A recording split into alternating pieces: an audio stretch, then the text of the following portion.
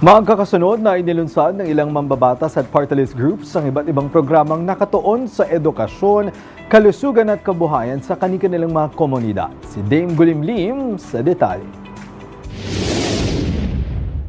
Nakatanggap ng allowance ang mga estudyante ng bread and pastry training sa Quezon City 3rd District sa ilalim ng TESDA program. Ayon kay Representative Franz Pumaren, patuloy ang pakikipag-ugnayan sa TESDA upang laganapin ang upskilling opportunities para sa mga residente.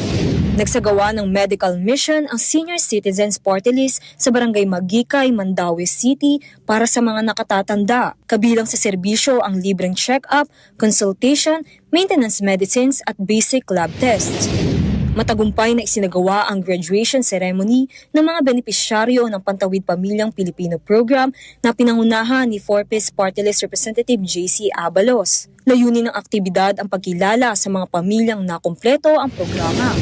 Umarangkada ang serbisyong Ginto Mobile Caravan at PRC sa Pontevedra, Capiz na nakinabang ang higit 700 professionals. Ayon kay Capiz 1st District Representative Howard Ginto, mapapadali ng mobile services ang pagpoproseso ng PRC licenses at iba pang dokumento nang hindi na kailangan bumiyahe pa sa iba.